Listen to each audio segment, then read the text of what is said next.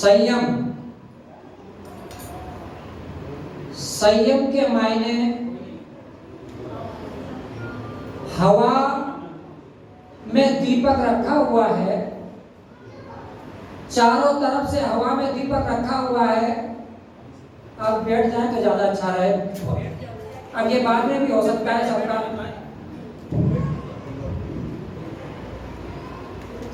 और जो पूजा कर रहे हैं या तो फिर पूजा कर लें या फिर ये सुन लें, क्योंकि इसी कारण से वहां भी बंद करवाया था आप लोगों ने, कहने के बाद भी आप लोगों को कोई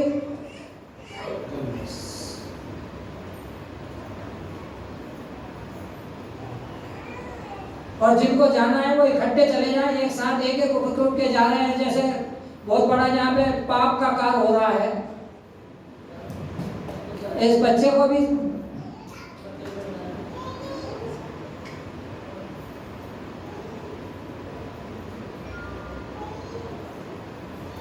यही तो असंयम है। इसलिए आचार्यों ने पहले कहा है, पहले दीक्षा बाद में शिक्षा। संयमी फूटे पात्र में कुछ भी नहीं सुहाता है। उसी प्रकार से आप लोगों के अंदर भी कोई बात नहीं घुसती है। बहुत बहुमूल्य समय है संयम का। महाराज ने 200 पेज की पुस्तक लिखी है, कुंतु सागर जी महाराज ने आचार्य श्री के आशीर्वाद से ये, और इसका नाम रखा है अमृत का प्याला। ये पूरी संयम के ऊपर है, 200 पेज की किताब। और इसको लगभग आधे घंटे में हम पूरा सार संक्षेप में आपको बताने की प्रयास करेंगे, अगर आप लोग चाहोगे तो। सबसे बड़ा असंयम होता है वाणी का, जिसका दृष्टांत इसमें आचार्य श्री ने दिया है। एक तालाब सूख रहा था, हंस के पक्षी ने सोचा चलो मानसरोवर के लिए चलते हैं। एक कछुआ था उसके अंदर, और सूखे हुए सरोवर में उसका भी प्राणांत हो जाता। उसने उनसे मित्रता कर ली कि मित्र आप लोग मानसरोवर जा रहे हैं, मुझे भी ले चलो। हंसों ने कहा हम तो पंख है तो उड़ जाएंगे, लेकिन तुम कैसे, तुम्हारी कछुए की चाल धीरे धीरे है लेकिन पहुंच नहीं पाओगे। दोनों हंसों ने कहा इसने मित्र कहा है तो इसकी मित्रता का कुछ तो फल देना चाहिए।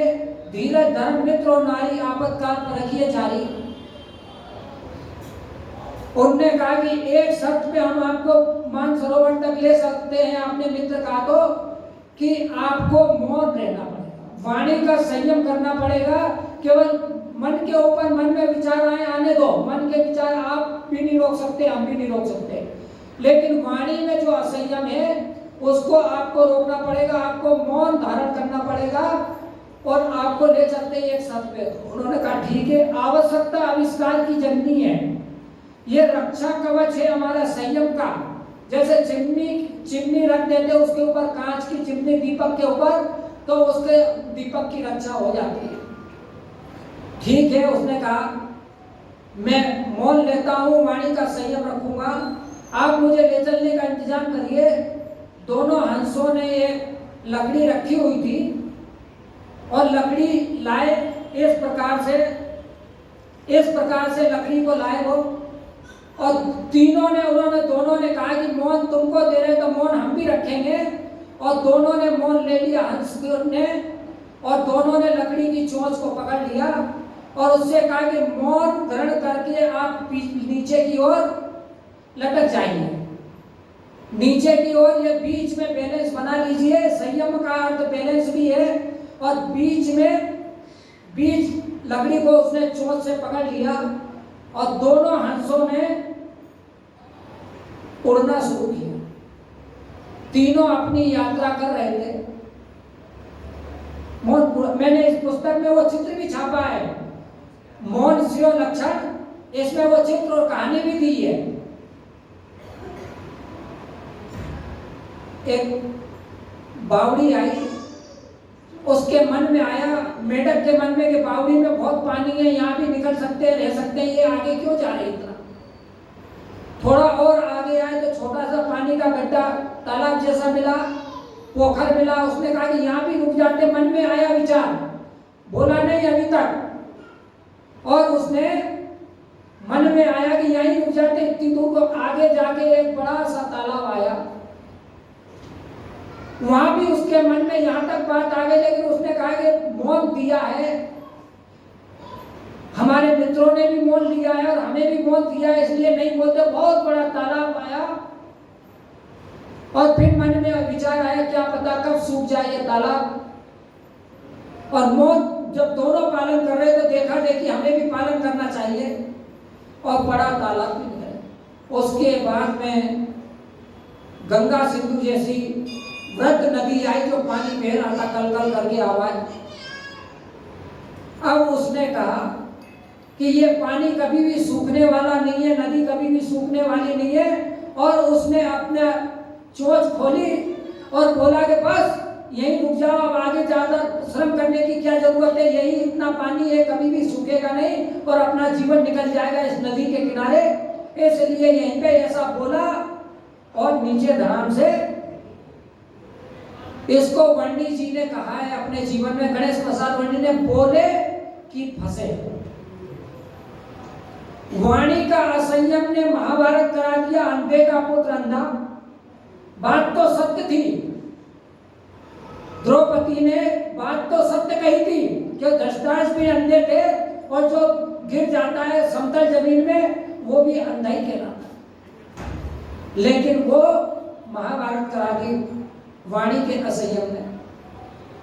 और नीचे वो मेढक क्या हुआ, मेढक जो है मुंह खोला चोंच और लकड़ी छूटी और नीचे धड़ाम से,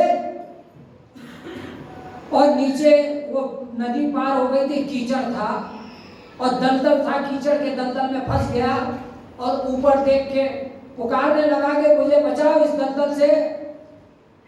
लेकिन हंस के बच्चों ने कहा कि हमने तो मौन अखंड लिया है, तो तुम्हारे लिए हम असंयम नहीं करेंगे और तुम्हारे लिए हम अपनी वाणी को नहीं खोलेंगे। इसलिए सावधानी हटी कि दुर्घटना। गाड़ी भी, जब गाड़ी कितनी भी सुंदर हो, कितनी भी अच्छी हो, अगर उसमें ब्रेक नहीं है तो बैठोगे क्या? और कोई आपका मित्र हो, साथी हो, गुरु हो और उसके पास संयम ना हो तो क्या उस पर विश्वास किया जाएगा क्या? संयम का अर्थ है बैलेंस। हरिवंश पुराण में कहा है जैसे तराजू के दो पलड़े होते हैं, भूख लगती है तो भोजन से दूर हो जाती है, भूख लगती है तो अन्न से भूख दूर हो जाती है, और प्यास लगती है तो पानी से दूर हो जाती है, और अशांति होती है तो अशांति को दूर करने के लिए केवल मौन वाणी का संयम ले लीजिए, आपकी अशांति दूर। खाली मौन ले लीजिए, बैठ जाइए तो भी अशांति दूर हो जाएगी। और आचार्यों ने लिखा है वेरम वेश्वानार व्याधि वाद व्यसन लक्षणा पंच और महानर्था जायन्ते वकारा पंच वर्जितः। ये 5 चीज छोड़ने योग वर्जित है जिनागम में। ये वकार है, जैसे मकार है मध्य मास मधु 3 मकार है, ऐसे वहां से शुरू होता है वेरम, किसी से वेरम मध्यम ना केड़वी, वेर नहीं करना, वेश्वानार अग्नि से मित्रता नहीं करना, व्याधि माने शरीर को रोगी नहीं रखना। शरीर के ऊपर भी इसमें आचार्य श्री ने के प्रवचन के कोटेशन दिए हैं। मैं पढ़ रहा था तब आए थे बुलाने के लिए, मैंने कहा नहीं पढ़ूंगा। ये आचार्य श्री के जीवन का है कि देखिए कि शरीर के बिना गाड़ी आगे नहीं बढ़ी जा सकती है, इसलिए औदारिक शरीर का बड़ा महत्व है। क्योंकि औदारिक शरीर के बिना संयम का दर्शन नहीं होता है, संयम का दर्शन इसी औदारिक शरीर में होगा। और ये औदारिक शरीर चलेगा आहार पानी से, औदारिक शरीर के बिना दर्शन नहीं होता।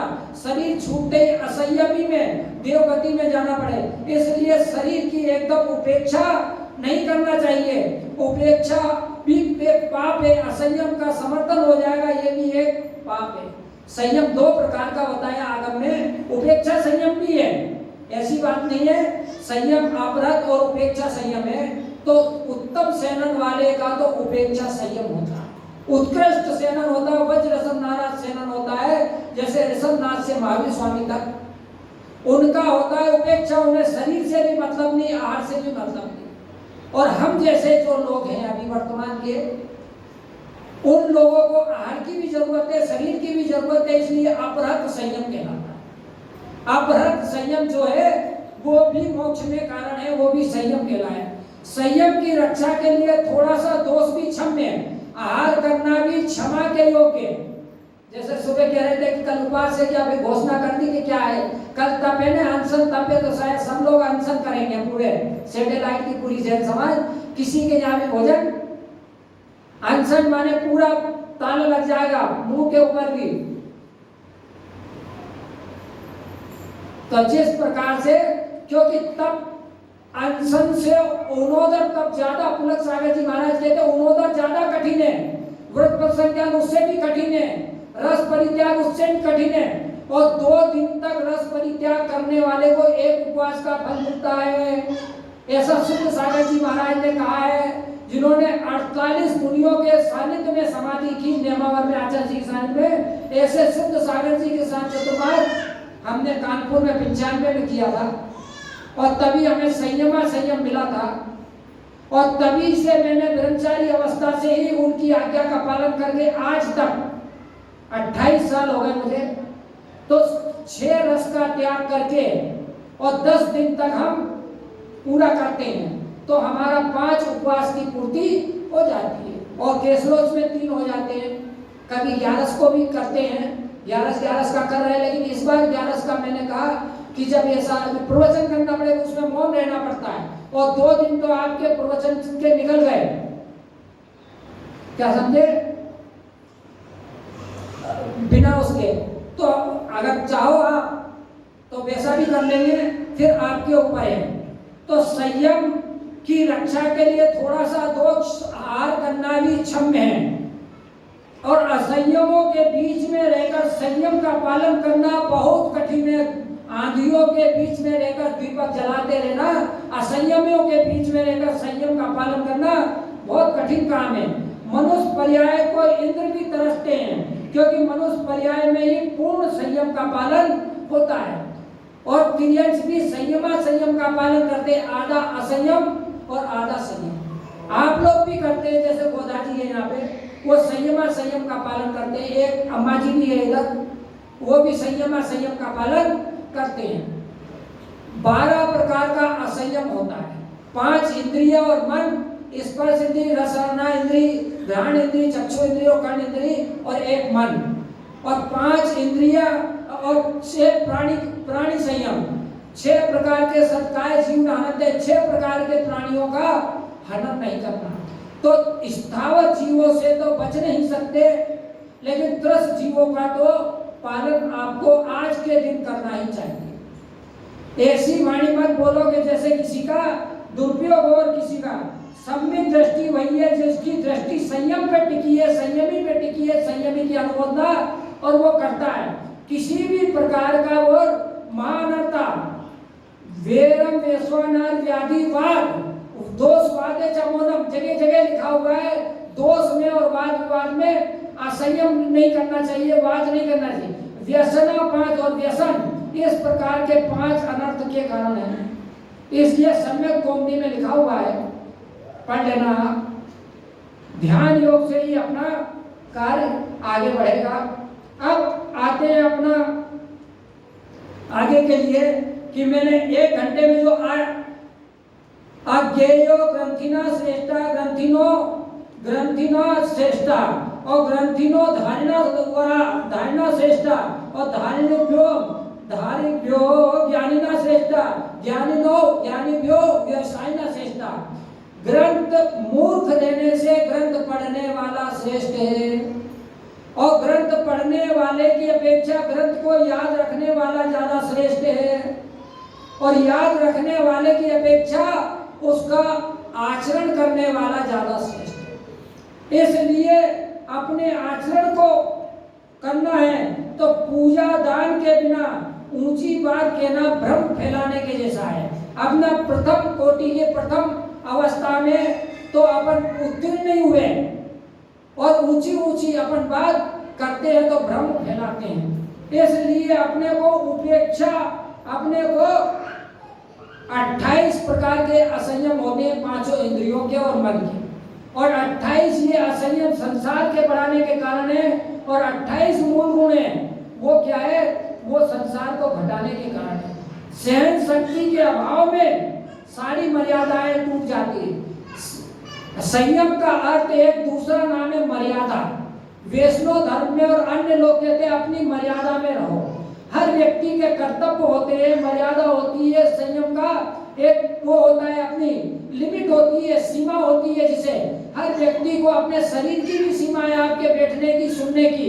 इसलिए थोड़े में कथनी बिना करनी करे, ज्ञानी जन दिन रात, और निज बढ़ाई के बिना जैसे मुंह में दांत। निज बढ़ाई के बिना विषय बड़ा विषय सुनो, विष सेवन से है मौत, और विषय कसाय विसार दे आत्म की सिद्धि होत। विषय कसाय विसार दे आत्म की सिद्धि होत। जो अंतर विषय वासना वर्ते, बाहर लोक लाज भारी, और लोक लाज भारी भयकारी। ताते परम दिगंबर मुद्रा, धर न सके दीन संसारी।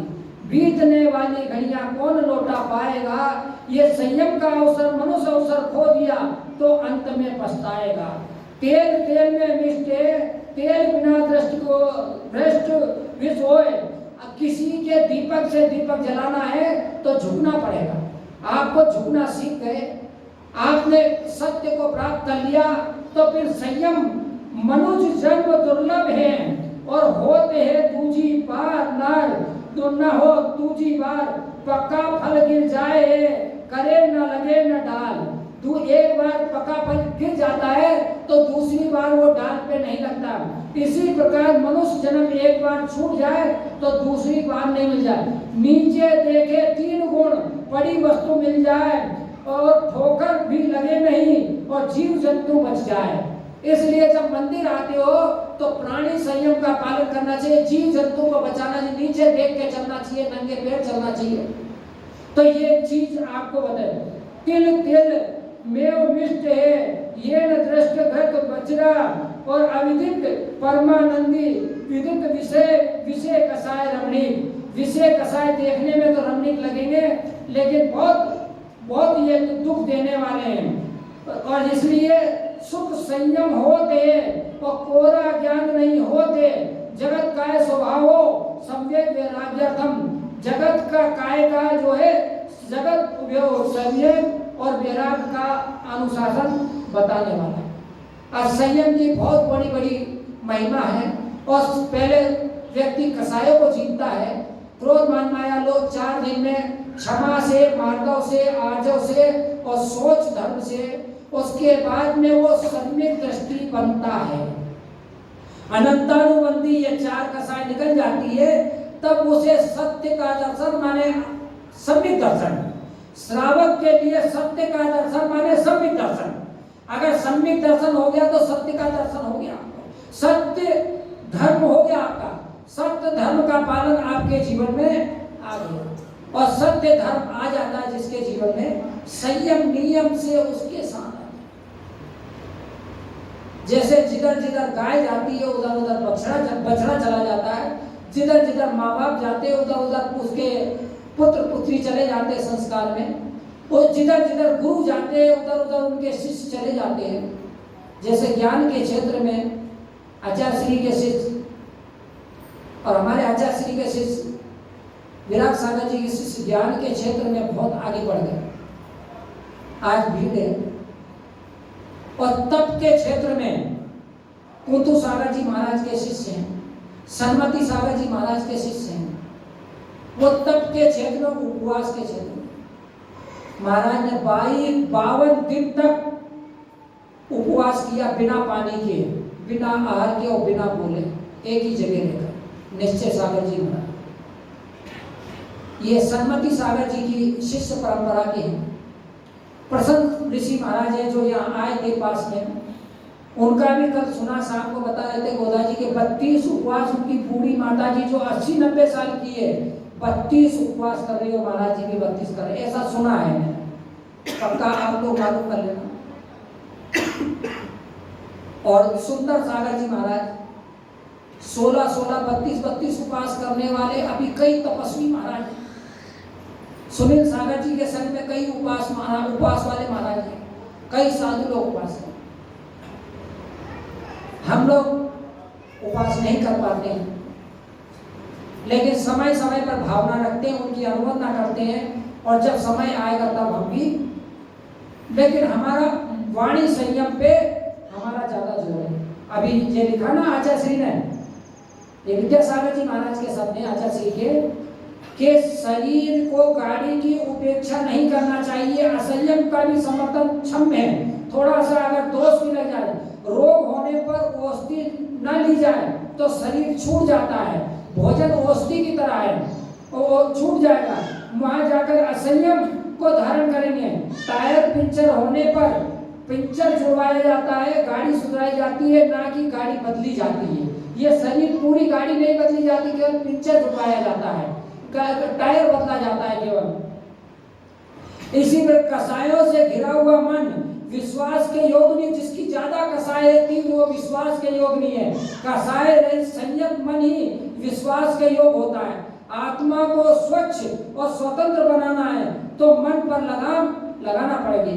आत्मा की उन्नति चाहते हो तो संयम से डरना नहीं चाहिए। आचार्य शांति सागर जी महाराज ने अंतिम समय में जब अंतिम प्रवचन किया 22 मिनट का कुंथलगिरी में, तब उन्होंने कहा था कि संयम ले। अपने भाई के पुत्र से भी बोला था, वो तो उनकी तो शादी नहीं हुई थी, लेकिन उन्होंने अपने भाई का जो परंपरा हमारे खानदान में चली है, तुम भी संयम लेना और अपने पुत्र को भी संयम देने का उपदेश देके जाना। और कहा से है श्रावकों, संयम से डरो मती, पंचम काल है तो कोई बात नहीं है, दोष लगेंगे तो कोई बात नहीं है। उससे क्या है कि प्रायश्चित का विधान आचार्यों ने दिया है, प्रतिक्रमण और प्रायश्चित कर लेना, लेकिन संयम जरूर लेना। और संयम न ले पाओ तो संयमी के पास तो जरूर बैठना, संयमी के पास बैठने से संतोष आता है। ये आचार्य शांति सागर जी महाराज के अंतिम प्रवचन के वाक्य हैं। तो इसलिए संयम से डरो मती, और डरना नहीं बल्कि संयम को, मन को दंडित करना है। वैराग्य के समय भगवान की पालकी असंयमी लोग नहीं उठाते, देवता लोगों को नहीं उठाने देते, मनुष्य संयमी लोग ही उठाते हैं।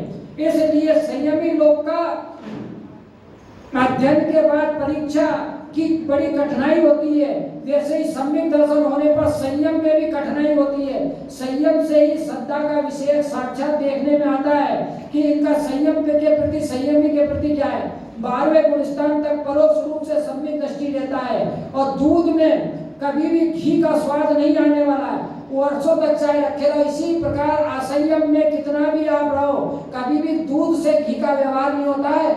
बिना असंयम से आपको भी आत्मा का दर्शन होने वाला नहीं है। संयम की चिमनी रखना पड़ेगी, तभी दूध से आत्मा का समय।